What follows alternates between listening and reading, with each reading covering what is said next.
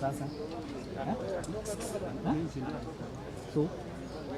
Nieko. Nini weka hiyo bwana. Ama ngoja sema tupige kati tena. Huyu jamaa anapenda ngoja tupige kati.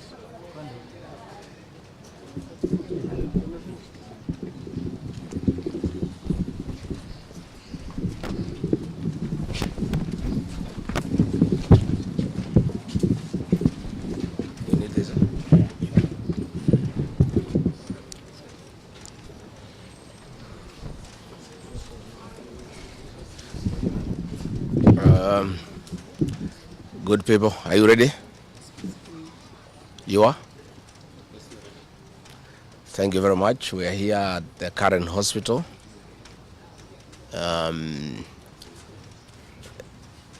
To see the Honorable George Koimburi, the Honorable Member of Parliament for Juja, who was brought here in critical condition. Last Friday, the Honorable George Koimburi had a function in his constituency in a place called Gachagua, and he had a serious engagement with his constituents. In fact, I had the opportunity to address those people through the phone. And after he left the ceremony, he was accosted by officers from the DCI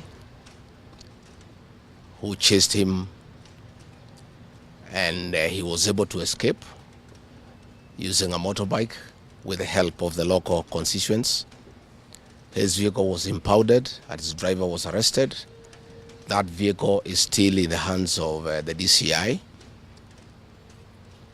And on Sunday, when he was in church, immediately after the service, 2 undercover agents of a killer squad that has been put in place to deal with elected leaders who are not supportive of William Ruto abducted him in full glare of the church members, and in the process almost harmed his wife. It is not known where he was taken to, but after a serious search early this morning, he was found in a coffee plantation in Kipichoi, that is in the Githunguri constituency, badly beaten and in very serious condition. He was taken to a hospital for first aid and later brought here where he was admitted. And I've just seen him and I've talked to the doctors, and they have confirmed that the Honorable George Koimburi was tortured by professionals. He has serious soft tissue injuries. This is torture normally done by professionals. He has lost his voice, and the doctors are working round the clock to restore his vocal cords. And the Honorable Koimburi has been able to communicate through writing because he is not able to speak.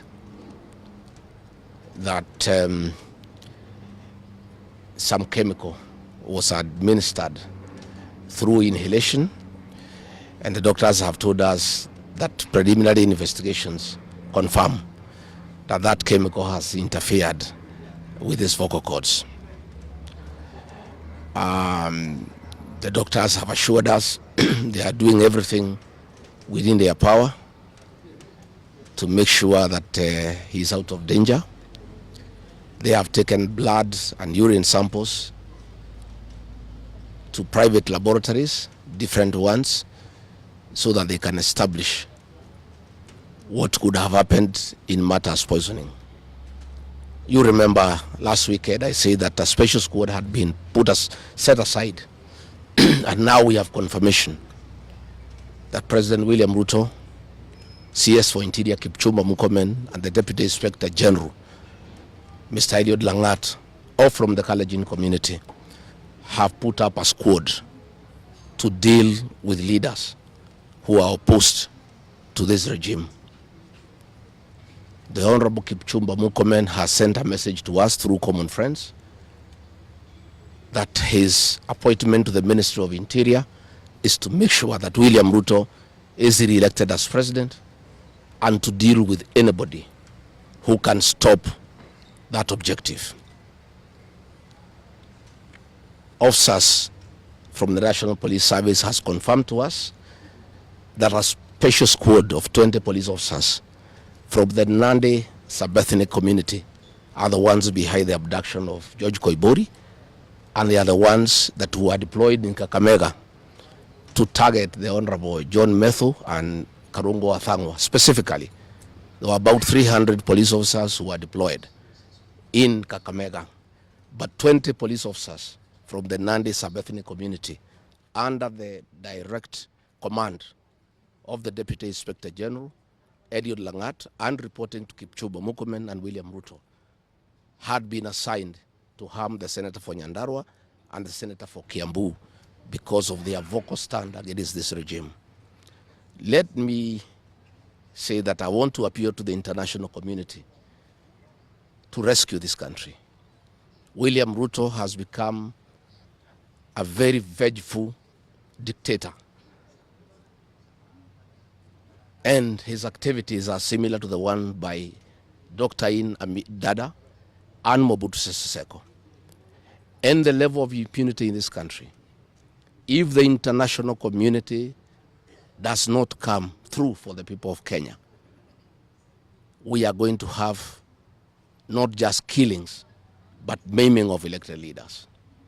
What has happened to the Honorable Koimburi is a very deliberate attempt by William Ruto, Kipchumba Murkomen, and Langat to scare leaders who speak out. It is meant to scare them. It is meant to sell them fear so that they can stop agitating for the liberation of this great republic. And I want to say that William Ruto must know it is these leaders, it is not these leaders who are against his rule. It is the people of Kenya. These leaders are simply articulating what the people of Kenya are saying. And even if he targets these leaders to kill them, to maim them, he cannot do the same to each and every Kenyan.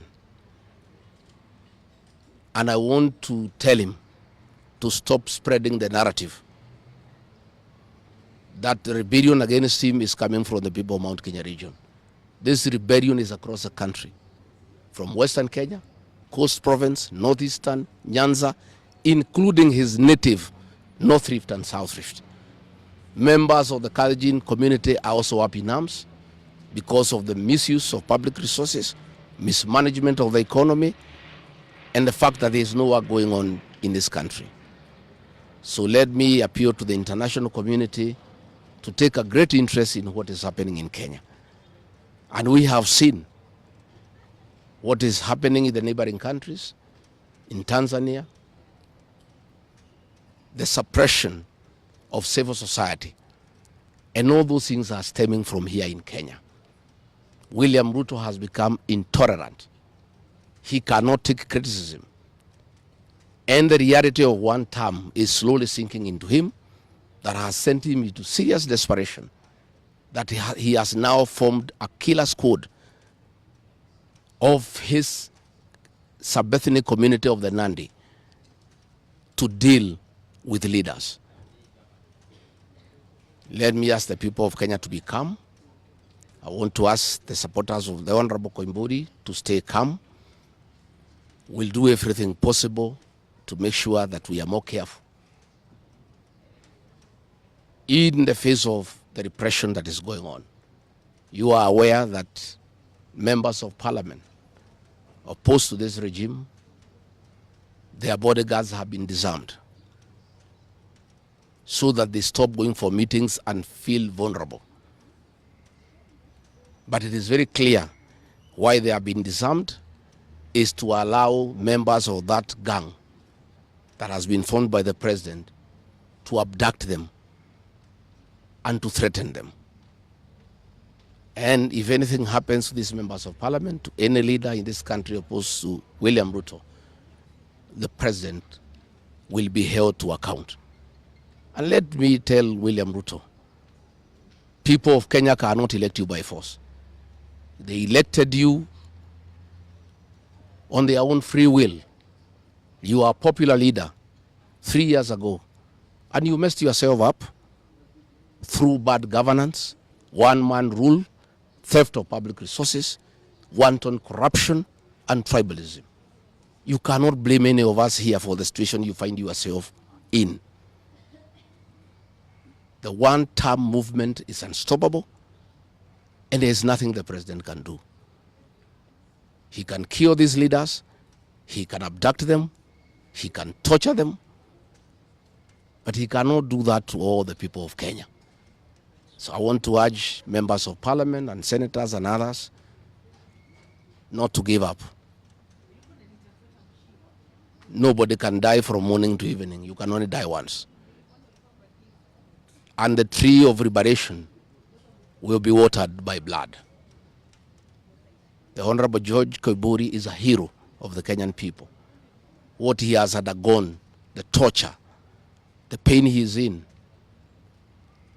the anguish to his family members is not in vain. This liberation will take place, it will happen. And let me conclude by asking the Kenyan people not to be intimidated. Kenya is a constitutional democracy. They are entitled to cast their vote the way they want. And William Ruto cannot force the people of Kenya to elect him. And there is nothing he can do about it. Thank you very much.